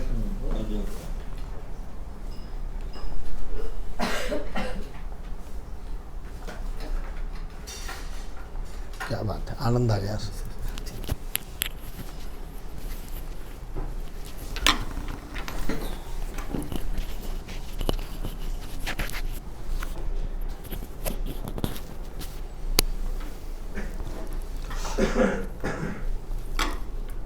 आदरणीय केशव जी और सभी वक्ताओं को, अभी एक वैज्ञानिक ने बोला कि शहद की मक्खियों को ख़त्म कर दो तो सारी दुनिया भी तुरंत नष्ट होगी। क्यों? अभी इसमें सोचने की बात है कि ऐसा क्यों? शहद की मक्खियों से दुनिया का क्या तात्पर्य? तो शहद की मक्खियाँ जो है सबसे इम्पोर्टेंट रोल करती है, तमाम सब पेड़ पौधे फसलों सबका पोलिनेशन करती है। पोलिनेशन से क्या होता है? बीज बनता। अभी सोचने की बात है कि बीज यदि नहीं बना तो आगे पेड़ कैसे पैदा होंगे? तो ये लोक कथाएं जो हैं वो हर एक के बीज हैं। उसी से सारी संसार की कहानियाँ जो भी चल रही हैं वो सब उसी से चालू। और लोक कथाएँ मतलब पुराने ज़माने में कोई कागज़ पेपर पे लिखा नहीं जाता था, जो कुछ भी मुंह से ही बोला जाता था और उसको याद कर लेते। अब याद करने की ये कहानी है जैसे कि स्कूल गुरुकुल में बच्चा पढ़ता था, अब बच्चे को उसको बोला कि भाई ये याद करके आओ, अभी एक दूसरे बच्चों ने याद कर लिया, उसको 3 दिन हो गए तो याद ही नहीं हुआ। तो बोला यार ये तेरे को भाई पहले तो मालूम है, सबको जानते हैं कि बगैर मार पीट के पढ़ाई नहीं होती थी। तो गुरु को गुस्सा आ गया कि 4 दिन में सब बच्चों को आ गया 2 लाइन का और तेरे को याद नहीं है, अभी तू अपना हाथ आगे निकाल। तो आगे हाथ निकाला और जैसे छड़ी से मारने के लिए उसने किया, गुरु ने छड़ी रोक दी और बोला भाई हटा ले तेरा हाथ। और बच्चा बोले क्यों, क्या हुआ गुरुजी? अरे बोले तेरे को मारने से कुछ मतलब ही नहीं, तेरे हाथ में विद्या की रेखा ही नहीं है, जब रेखा नहीं है तो तू याद कैसे करेगा? और छोटा बच्चा, उसके दिल को बड़ी चोट लगी। बोला गुरुजी ये विद्या की रेखा क्या होती है? तो गुरुजी ने अपने हाथ की बताया, बोले ये यहाँ से। तो उसको बच्चे को देखा कि यार अपने हाथ में नहीं, पास पड़ा था चाकू, उसने पूरा यहाँ से वहाँ सब काट। बोले ये लाइन गुरुजी अब आप पढ़ूंगा कि नहीं? बोले संसार की कोई ताकत तेरे को पढ़ने से रोक नहीं सकती। तो वो विद्वान पाणी नहीं हुआ। तो मतलब जो है पढ़ने के लिए सुन के लोग सब याद करते थे और वो लोक कथाएं एक पीढ़ी से दूसरी पीढ़ी तक जाती थी। अब यहाँ आज जो विषय है कि आज की प्रासंगिकता क्या है, तो प्रासंगिकता ये देखो कि जैसे रामायणी है, रामायण में धोबी ने जब बोला कि रामचंद्र जी तुमने अपनी स्त्री को रखा, मैं नहीं रखूँगा, और तुमने गलती के लिए एक जन प्रजातंत्र सरीका था राम राज्य में, तो हर कोई बोलता था, आक्षेप लगाता था राजा के ऊपर भी, तो राजा सुनता था और उन्होंने सीता का त्याग किया। और वही प्रासंगिक उसी जोश के साथ जब इंदिरा गांधी ने इमरजेंसी लगाई तो जयप्रकाश नारायण ने आंदोलन किया और उसको छोड़ना पड़ा। और उसी तरह से आज भी देश में सत्ता के खिलाफ लोगों की आवाज़ उठ रही। क्यों? ये सब क्या है? लोक कथाओं का ही जोश, जैसा कि अभी वाले उन्होंने भाई साहब ने बोला कि सब पहले से चला रहा है। तो ये लोक कथाओं से हर चीज़ में आज की प्रासंगिकता। अभी सोचो कि क्या है आज सबसे बड़ी चीज़ हर चीज़ की? पब्लिसिटी।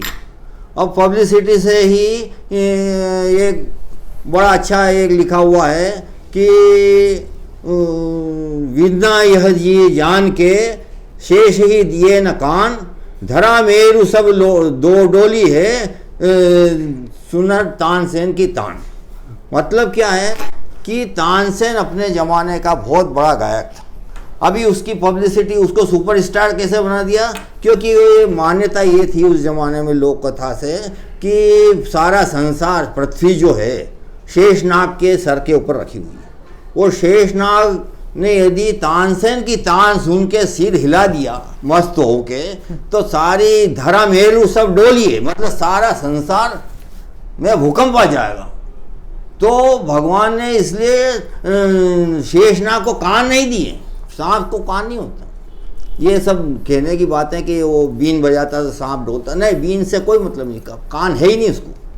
तो शेषनाग को कान नहीं है, तो कान इसलिए नहीं दिए कि वो भाई तानसेन की यदि तान सुनता तो सारे संसार में भूकंप आ जाता। तो हर चीज़ की जो प्रासंगिकता, मतलब ये क्या, अब ये इससे सोचो कि तानसेन को कितना ऊंचा कर दिया, मतलब तानसेन इतना बड़ा भारी गायक।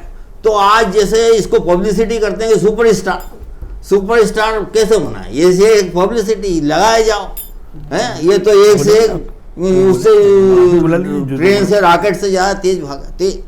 सवाल ये है पब्लिसिटी, ये लोक गाथाओं में जो है हर चीज़ की प्रासंगिकता है। हर चीज़ के लिए आपको सवाल ये है कि जैसे महाभारत में ही देख लो आप, महाभारत में जब वो इस गीता के ज्ञान के लिए संजय को साहब अद्भुत चक्षु दिए देखने के लिए, तो उसी के आगे डेवलप हुआ, लोगों को हुआ कि यार ऐसा हो सकता है कि बैठे बैठे देख सकते हैं, तो वो आज मोबाइल है। आज हर चीज़ दुनिया के संसार में कहीं पे भी घटना होती यहाँ देख लेते हैं। तो ये हुआ कहाँ से? लोक कथा को सुन सुन के दिमाग में कि ये पॉसिबल है। अब पॉसिबल ये सब एमबीए में आजकल नई नई जो कहानियाँ सुनाते हैं, एमबीए की क्लास जो होती है एमबीए की नई आजकल के ज़माने में, तो उसमें भी कहानियाँ सुनाई जाती हैं। अब उसमें ये बोला गया कि जैसे गुरु जी जो भी गुरु बोलता है वो सत्य होता है, उसको यदि विश्वास करेंगे आप तो ही आगे बढ़ सकते हैं। अभी क्या होता है कि दूसरे दिन बोला कि भाई गुरु ने बोल दिया कि कल पानी गिरेगा, अब सब लोग आए सुनने के लिए, केवल एक ही आदमी छाता लेके आ गया, तो बोले क्या, बोले गुरु ने बोला पानी बरसेगा तो छाता लेके आया हूँ। तो सवाल ये है कि गुरु पे यदि विश्वास है तो आपको कुछ प्राप्त कर सकते, वो गुरु पे यदि विश्वास नहीं तो कोई माइक गुरु ठीक। पंडित माइक माइक हाँ, आप जिनको बोलना चाहें? पंडित जी बैठे। बेसिकली अमितकर आर्मी रिटायर्ड हैं वाह, क्या और वेब और शॉर्ट फिल्म डॉक्यूमेंट्री बनाते हैं और आजकल मेरे स्टूडेंट भी हैं। हमारी यात्रा में साथ थे। वाह, बहुत तो बंगाल से हैं। वही बोलेंगे, वो आप बोलेंगे, हाँ बता दीजिए ना। जय हिंद। 5 मिनट। इतनी बड़े गुणीजनों के पास क्या बोलो ये मुझे समझ में नहीं आ रहा। फिर भी मैं इस एक तो पहले मैं आर्मी में रहा। आर्मी में रहने की वजह से मैं बहुत सारे हिंदुस्तान की लगभग कोने कोने में सर्व किया, जैसे अरुणाचल हो गया, मणिपुर, जहाँ की बातें लोग आम तौर पर यहाँ के लोग नहीं करते। कश्मीर हो गया, ये राजस्थान साइड में। तो यहाँ पर क्या है, अरुणाचल की मैं बात करूँ और तो यहाँ पर जो लोग अधिकतर लोग पहाड़ी क्षेत्र है, वहाँ पर अपना सर्वाइव के लिए वो नेचर को बहुत ज़्यादा यूज़ करते हैं। तो बहुत सारे फोक सॉन्ग्स वो गाते रहते हैं हमेशा, क्योंकि वो लोग हार्ड वर्कर बहुत होते हैं। हार्ड वर्किंग करके ही उनको हर चीज़ मिलता है। गवर्नमेंट का वहाँ पर सपोर्ट इतना नहीं मिलता। जो सपोर्ट करते हैं आर्मी करती है वहाँ पर अधिकतर। तो सर लोग बात कर रहे थे लोक कथा की, तो कहीं ना कहीं मुझे लगता है लोक कथा लोगों की कथा, एक समाज की कथा। हाँ, वो कहीं ना कहीं उनकी जीवन को और सुखमय करना, जो उनका कष्ट को निवारण करना होता है। तो इसी हिसाब से मैंने जब मणिपुर में रहा, मणिपुर में भी मैंने सेम सिस्टम देखा। दूसरा मेरा सौभाग्य ये है, मैं बंगाल की बांकुड़ा डिस्ट्रिक्ट से बिलोंग करता हूँ, जहाँ बंगाल की बात करते लोग कलकत्ता को जानते हैं, लेकिन मैं इतना रिच कल्चर से मतलब बिलोंग करता हूँ। हमारा कल्चर बिल्कुल अलग है, मानभूम कल्चर। बांकुड़ा शैली का घोड़ा जो है, यस सर, रामकिंकर बेज वहाँ से आते हैं। मेरा परदादा जी वहाँ का इतिहासकार रह चुके हैं, रामानुजकर, जो वहाँ का उस जिला का इतिहास लिखने वाला पहला व्यक्ति थे। तो हमारे वहाँ क्या होता है, आदिवासी का, क्योंकि झारखंड क्षेत्र है, आज़ादी से पहले हमारा डिस्ट्रिक्ट झारखंड क्षेत्र में रहता था। तो आदिवासी प्रॉन एरिया था, वहाँ पर खनिज बहुत ज़्यादा थे, जंगल थे। तो वहाँ के जो आदिवासी प्रॉन एरिया, सर बात कर रहे थे, शादी ब्याह अलग अलग है। मैंने देखा है उनका कल्चर बिल्कुल डिफरेंट है। वो लोग नेचर को पूजते हैं, पेड़ों को पूजा करते हैं, पशु पक्षियों को पूजा करते हैं। वो लोग जब धान काटते हैं तो उस टाइम भी गाना गाते गाते करते हैं। दूसरी बात, भादू टूसू अगर शायद किसी को पता होगा, तो एक बहुत फेस्टिवल की तरह मनाते हैं। नदी की किनारे जाते हैं, दिन भर उधर रहते हैं, उधर खाना खुना बनाते हैं, उधर ही पूजा करते हैं, और वही लोक कथा, लोकगीत, लोक संगीत की ऊपर ही चलते हैं। तो अब सवाल ये है इसको कैसे आगे बढ़ाया जाए। तो मैं बहुत ज़्यादा पॉजिटिव थिंकर हूँ, मतलब पॉजिटिव सोचता हूँ बिकॉज ऑफ आर्मी और बैकग्राउंड, क्योंकि किसी भी परिस्थिति में कभी हार मानने वाला शायद हमारे सोच में नहीं है। क्योंकि मुझे थैंक्स टू आर्मी जिन्होंने मुझे उस सोच को पैदा किया है। तो जो जेनरेशन हमेशा एक कदम आगे रहता है। अगर उसको हमें बदलना है तो उसकी सोच के साथ बदलना पड़ेगा। लोक कथा, सर लोग बात कर रहे थे डॉक्यूमेंटेशन की बात, तो मुझे लगता है अभी बहुत ज़्यादा विजुअल मीडियम हो गया। बहुत लोग अभी बातें सुनने से ज़्यादा उसको देखना पसंद करते हैं।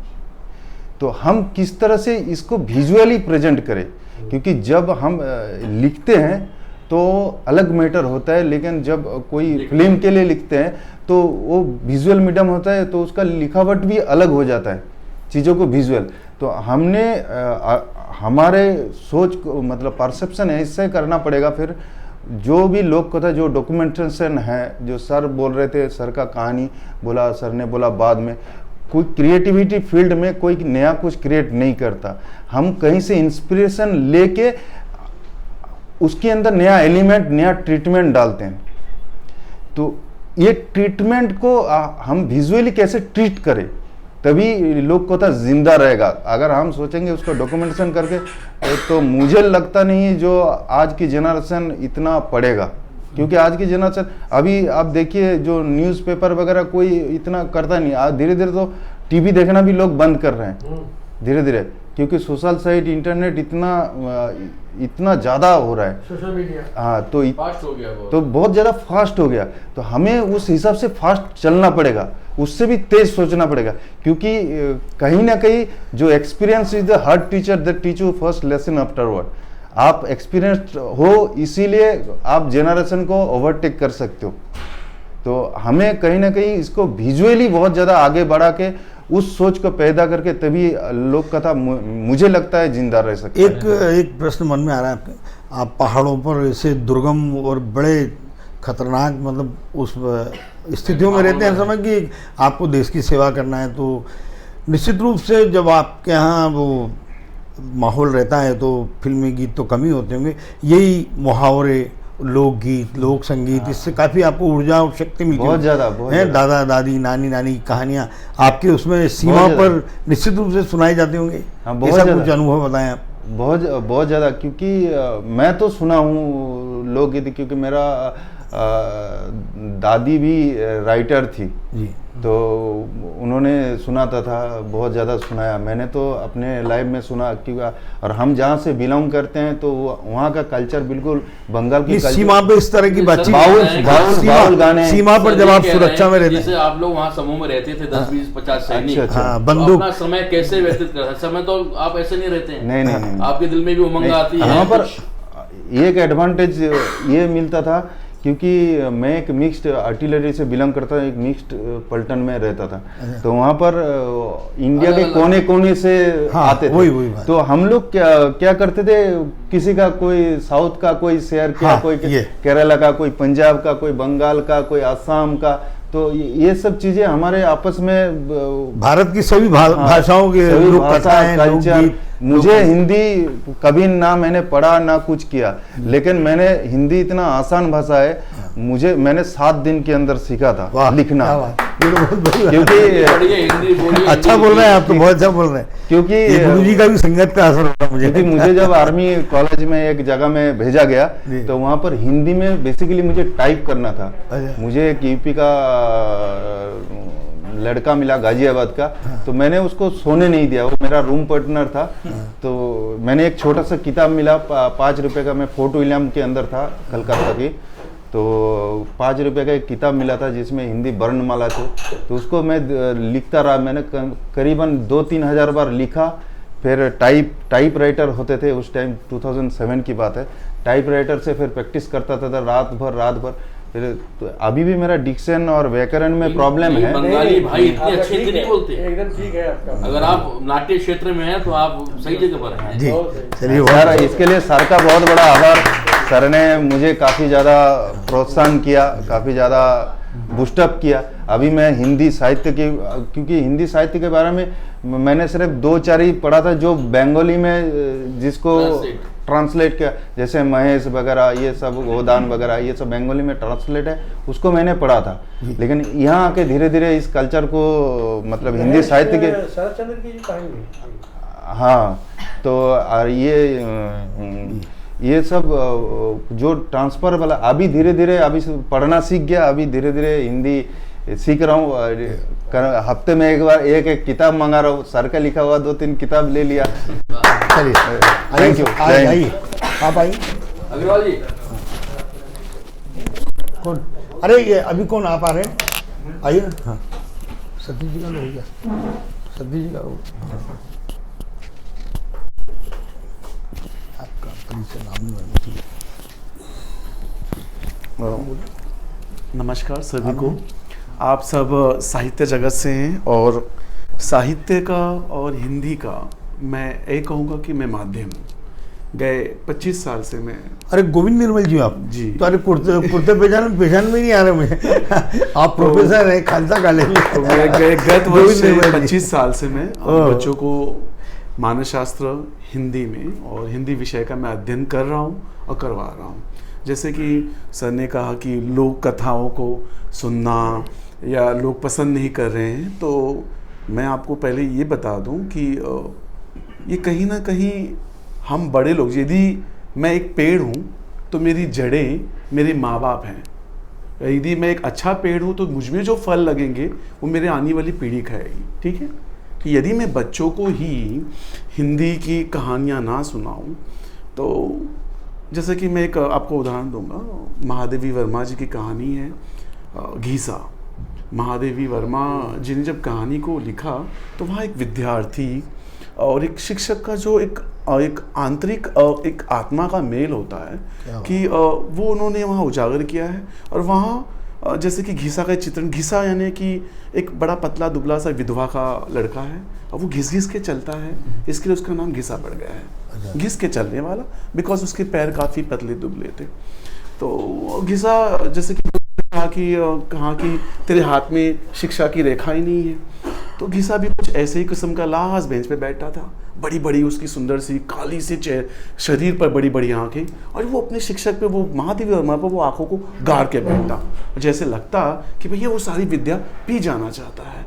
तो वो जब महादेवी वर्मा ना आती तो पीपल के पेड़ के नीचे बैठकर गोबर से जो लिपा हुआ वो माहौल होता था, या नदी या पीपल के बारे में, नहीं, वो जो वहाँ का जो चित्रण है वो बच्चों तक पहुँचना वो महत्वपूर्ण है। फिर महादेवी वर्मा जी ने एक नीलकंठ करके कहानी लिखी है जहाँ पुराने लखनऊ का काफ़ी सुंदर काफ़ी चित्रण किया गया है।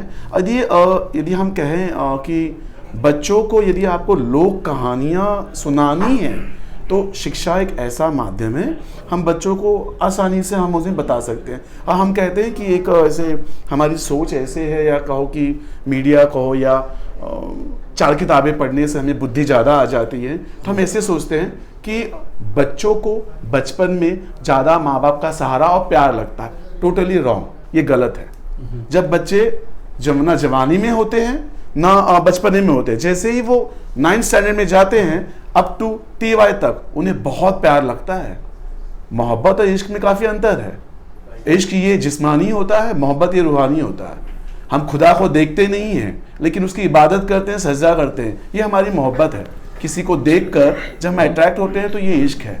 तो ये जो इश्क और मोहब्बत के बीच की जो स्थिति होती है ये बच्चों की होती है। इसी में ही आप उनको कहानियों से उन्हें आप सुना, जैसे कि मैं कक्षा में जब कहानियों को मैं उन्हें सुनाता हूँ तो मेरी बात मान, जितने बदमाश बच्चे होते हैं, बड़े लास्ट बेंच वाले गुंडे से किस्म के, वो सारे के सारे लेक्चर में आ जाएंगे, कहेंगे नहीं सर का लेक्चर है।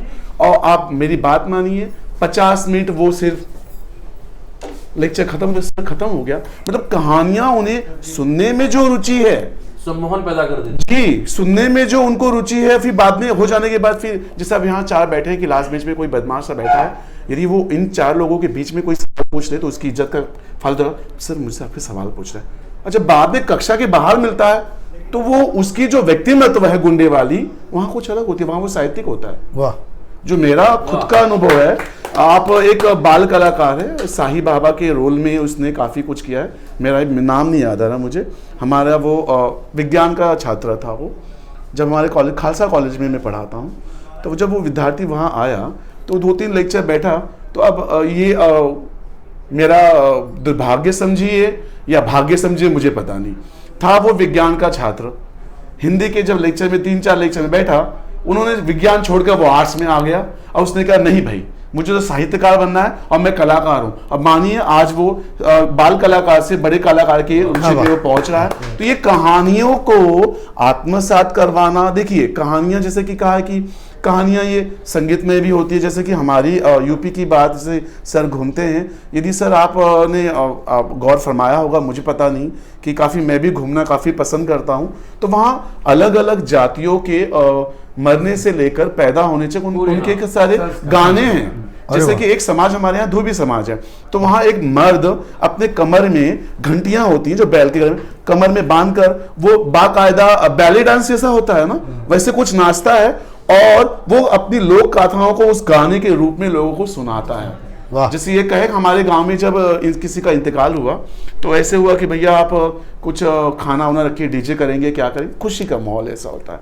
मैंने कहा नहीं, बल्कि क्या किया जाएगा, जो इस समाज के लोग हैं उसी को वहाँ क्या करें, गाने के रूप में प्रस्तुत किया जाएगा।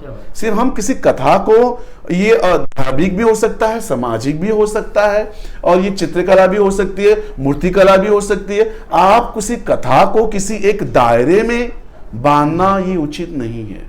यदि मैं कभी मुंशी प्रेमचंद को पढ़ाता हूँ, तो कभी मैं महादेव वर्मा जी को पढ़ाता हूँ, या कभी मैं खुद की ही कहानियां ऐसी, जैसे हिमकुंड में गया था तो वहाँ एक घोड़े वाला था, तो उसके साथ में उससे काफ़ी इतना प्रभावित हुआ कि मैंने उस पर कहानी लिख डाली। और वो कहानी में बात मानी, मैंने कक्षा में सुनाई, वो कहानी तो भैया 100 में से 100 अंक पाए। सब बच्चों ने कहा कि काफ़ी खूबसूरत कहानी। हालांकि वो कहानी में कितना तथ्य था, कितना क्या था, वो मुझे नहीं पता। मुझे वो बंदा पसंद आया, उसकी सच्चाई पसंद आई, मैंने कहानी के रूप में उसे लिख डाला। कहानी का मैं डाला घोड़े वाला।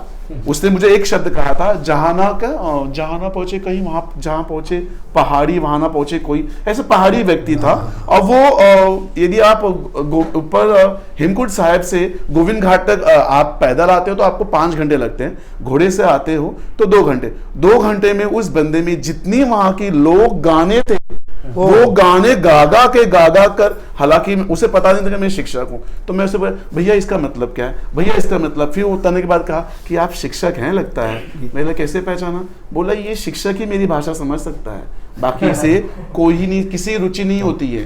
बाकी को रुचि क्या होती है, सेल्फी खींचने की रुचि होती है। ना मैं देख रहा हूँ 1.5 घंटे से ना आपने कोई सेल्फी खींची है, सिर्फ आप मेरी बकवास सुनते जा रहे हो। तो मैं कोई लोक गाथा को या लोक कथा को किसी दायरे में बांधना, ये नहीं कहिए गागर में सागर बहने की ये होगी, लेकिन ये जो कार्य है यानी बच्चों में रुचि पैदा करने, कहानी देखना, जैसे सर ने कहा कि आज विजुअल लोगों को सुनना कम पसंद है, देखना ज़्यादा पसंद है। रामायण जो तिवारी जी की सिया के राम चल रहे थे, आप मेरी बात मानिए कि जब मैंने बहुत सारे बच्चों को मुझे बताना था रामायण के ऊपर एग्जाम्पल्स देने थे, मैंने बाकायदा वो सीरियल को मैंने पूरे स्क्रीन पे बताकर बच्चे 12वीं के बच्चे छोड़ दो, TY BSc के सारा खचाखच सा हॉल सिर्फ और सिर्फ वो देखने के लिए। तो बच्चों ने सवाल क्या पूछा कि भैया सर ये जो लक्ष्मण है ऐसा भाई आज नहीं होता है, मेरा भाई ऐसा कहे तो मैं उसको गोली मार दूं, ऐसी मेरी भाभी कहे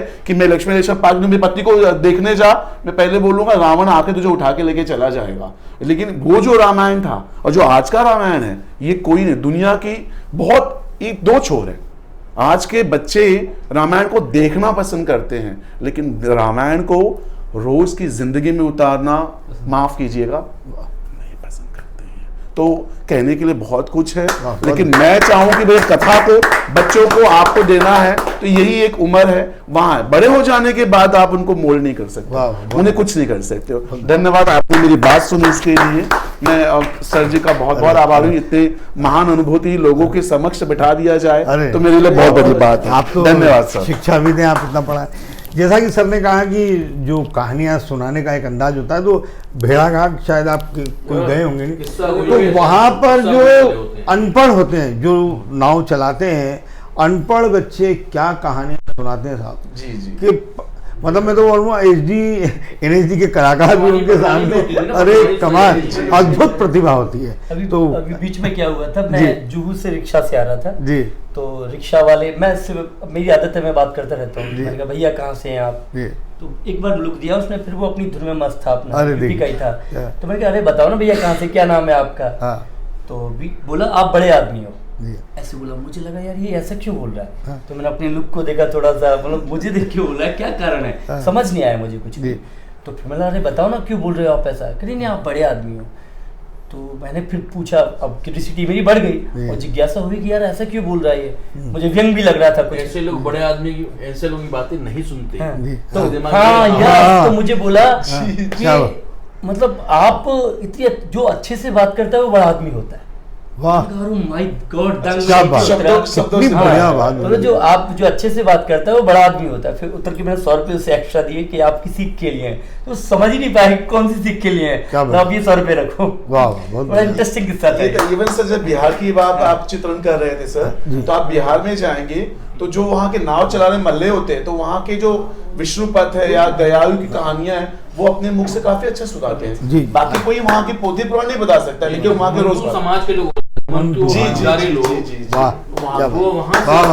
निर्मल जी, आनंद आ गया। आप हमेशा टी शर्ट वगैरह में रहते हैं, आज कुर्ता पजामा पहचान ही नहीं पाया। चलिए, नमस्कार, मेरा नाम हरीशचंद्र दलवी है, मैं कल्याण से आया हूँ। वाह, क्या बात है, गौरव सर का। और आज का विषय है वर्तमान स्थिति, लोक कथा की वर्तमान स्थिति और भूतकाल। तो मेरा ज़्यादा तो कुछ ये नहीं है, मैं थोड़ा सा लिखता हूँ। देखिए आपके संस्कार बता रहे हैं, चोटी अभी तक है, देखिए मतलब आप तो लोग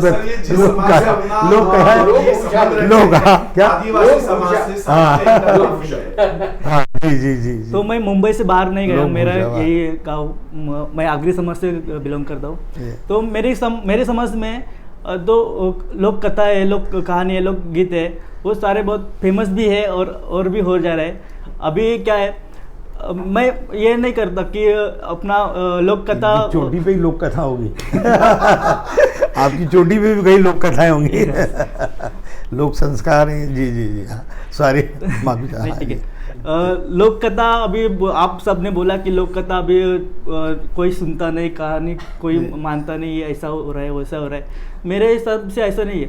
लोक कथा है ना, ये सब ऐसे आप ये कर सकते हैं, मतलब लिख सकते हैं, तो चित्रित भी कर सकते हैं, और इसके कारण लोग संस्कार और जो अपने अपने जो संस्कार है, अपनी अपनी जाति की जो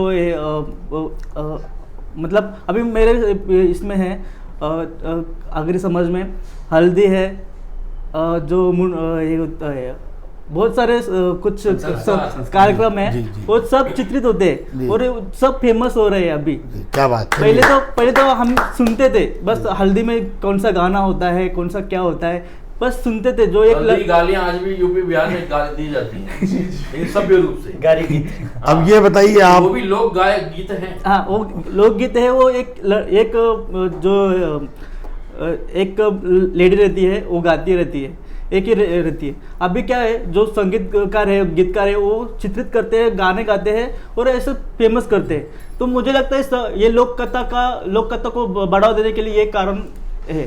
सर, आप ये जो आज युवा हैं और आप इस संस्कृति संस्कार को निभा रहे हैं अभी तक, जो तो आपके जितने परिवार में युवा हैं सब निभा रहे हैं इस परंपरा? एक्चुअली ये मेरा भाई का डेथ हुआ था। अच्छा, तो इसके कारण। अच्छा, मुझे ऐसा लगा। हाँ, ये चीज तो चलिए आइए। Thank you. प्रशांत जी, आप बोलेंगे? सतीश जी कुछ और, ताकि समापन की ओर है बिल्कुल जी। अच्छा, सभी हो गए? जी हाँ जी। पहले नमस्कार सबको। सॉरी, मैं बिन बुलाए वाला मेहमान हूँ, बिन बुलाए आ गया हूँ। तो मेरा तात्पर्य यही है, ये तो आपका अपना प्रोग्राम है सर। हाँ सर, मैं ये वाया आमंत्रण लिखा था हमने। अरे वाया आया तो मुझे मिला, मैंने कि क्यों ना मैं ज्वाइन कर देता हूँ। ये जो मंच है, जी सर, हिंदी इसमें बुलावे की नहीं आवश्यकता जी सर, ये ओपन है। यही मैं बुलवाना चाह रहा था सर। अपना विचार रखिए और आप श्रोता बन के आइए, हमेशा आइए। यही मैं जी से मुझे हमेशा इच्छा रहती कि ये टॉपिक लाते कहाँ से। इनका तो मैं बहुत शुक्रगुजार हूँ सर। एक दो बातें, वो सर अभी यहाँ पे बैठे थे, हमसे सॉरी उनका नाम नहीं पता। तो अगर वो उनको कॉल आएगा, टी सीरीज से आया, बालाजी से आया, या फिर किसी बड़े प्रोडक्शन से फ़ोन आया, तो अगर सर वहाँ पे गए तो सबसे पहले वो इंग्लिश में ही बात करेंगे। You get my point? Oh I am sorry, my flat की hurting me, I am sorry, wait ना, वेट।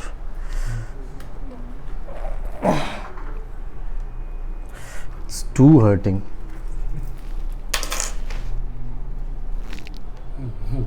आप लोगों ने कुछ बोला नहीं मुझे। मैं बोलने वाला था कि शुरुआत आपने वहीं से की। हाँ, मैं वही कहना चाह रहा मैं हूँ। हमेशा हिंदी में बात करता हूँ, चाहे कहीं भी जाऊँ। मैं वही कहना चाह रहा हूँ कि हम खुद ही हिंदी को बोलते नहीं है। सर, आप बहुत सारी जगह घूमे, राइट? आप अभी आपने बताया कि आप सीरीज करने चाहते हैं, राइट? तो मैं 26/11 कर रहा था, एयरलिफ्ट कर रहा था, तो मेरे पास सीन आया। रोमन में लिखा होगा? नहीं सर, लिखा था, हिंदी में थी डायलॉग्स, राइट? बट उनकी जो सिचुएशंस थी वो इंग्लिश में थी। हम खुद ही उसको फॉलो नहीं कर रहे हैं। जब हम फॉलो खुद नहीं कर रहे तो हम कैसे कह सकते हैं? बिल्कुल। राइट। आज के असिस्टेंट को व्यग्र का मतलब नहीं पता है। मुझे सर व्यग्र क्या होता है? मैं भी वही असिस्टेंट कह ना, रहा मैं उसको देखता रहा इससे। मतलब किसने भेजा आपको यार? उसको व्यग्र नहीं पता sir. Right. And sir, salute है आपको सबसे पहले, बिकॉज मैं बहुत मेरी फैमिली बैकग्राउंड तो आर्मी से है, तो थोड़ा बहुत ऐसा है। तो अभी क्या करें, अगर मैं सपोज मैं कहीं बैठा हूँ और मैं किसी से बात कर रहा हूँ, अगर मैं बाहर ही आया हूँ, मैं रिसेप्शन पे आया, मैंने पूछा, उसने मुझे इंग्लिश में जवाब किया, राइट? मुझसे पूछा how are you sir and all. तो मैं, अगर मेरे को इंग्लिश नहीं आ रही होगी तो मैं थोड़ा घबरा जाऊँगा, फिर बोलूँगा यार नहीं, हमारा ही मोरल डाउन हो जाता है अगर कोई हमसे इंग्लिश में बात कर ले तो। बट क्यों डूड, अगर मुझे इंग्लिश आती तो मैं क्यों नहीं बात कर सकता? अगर वो इंग्लिश में रिप्लाई की जगह मैं हिंदी में बोलूँ ना, सर मैं ठीक हूँ, तो ऑटोमेटिकली वो सामने वाले का मोरल डाउन हो जाएगा।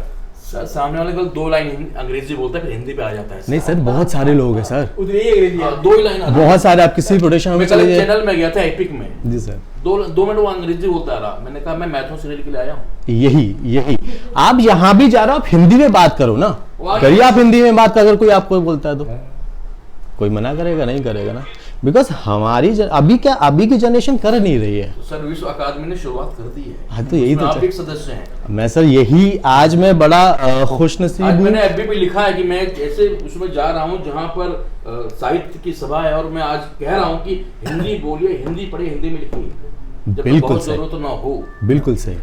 सर मैं एक चीज कहना चाहूंगा, अभी आपका आएगा आभार। बिल्कुल, मैंने काफी नुक्कड़ नाटक किए हुए हैं सर, तो मैं कहता हूँ आप फॉलो करिए, आप बोलिए, आप पढ़िए, लिखिए, आप इंग्लिश को भी रखिए। मैं नहीं कहता आप मत रखिए। आप 23 के, मैं 21 का हूँ सर, तो मेरा कहने का यही सेंस है कि जो हिंदी जो हाँ है वो मेरा बस यही सेंस है कि आप सारी लैंग्वेज सीखिए, लेकिन जो आप अगर रशिया चली जाइए, वहाँ इंग्लिश में बात नहीं करते। मैं रशिया में था, इंग्लिश में मुझसे बात की ही नहीं, बिकॉज वो बंदे आपस में सिर्फ रशिया में बात करते नहीं है। वो बोलते कि हमारी भाषा ये, हम इसमें बात करेंगे। तो हम क्यों डरते हैं हिंदी में बात करने से?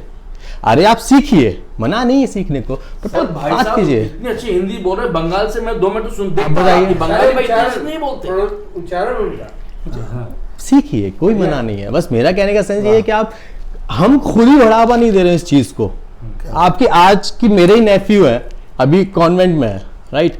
तो मैं उनको बोलता हूँ कि डूड चिल पिल डूड यार वाला छोड़ दो, आप रखो, आप एक लिमिट तक रखो। आप हर टाइम नहीं यार डूड व्हाट्सअप ब्रो डूड। सो बस यही है मेरा। सतीश जी 2 मिनट बोलना चाहेंगे? हाँ, तो मेरा नाम विनीत नागर है, सुन ही नहीं रहे। समापन आपसे, हाँ 2 मिनट बोल दो, फिर समापन सर से करा। ये आप जो भी आप आइए समापन फिर आप कर लीजिए, आप चलिए 2 मिनट। हाँ 2 मिनट सर बोलिए। 1 मिनट भी चलेगा तो जाएगी नहीं आवाज, वो लगा लेंगे। चलिए, बस बाद में इनसे समापन करें। हाँ, सबका लेना पड़ेगा, फोटो लेनी वहीं बिठा लेंगे समापन।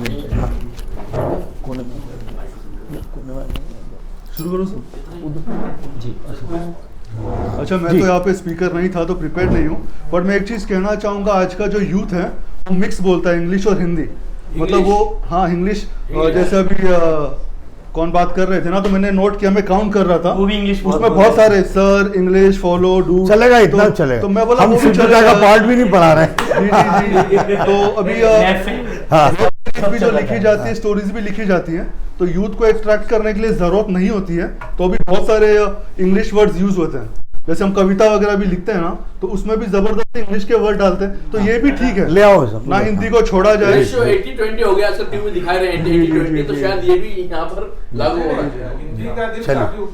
चलिए हाँ हो गया। संभाल लेता है सब। हाँ और अभी और अभी इंटरनेट की वजह से इतना आसान हो गया, हमें किसी पे डिपेंड रहने की जरूरत नहीं है। कोई लोक गीत है, कथा है, तो हम उसको खुद ऑडियो या वीडियो बना के अपलोड कर सकते हैं, धीरे धीरे एक दिन वो हिट भी हो जाएगी। क्या बात। हाँ जी।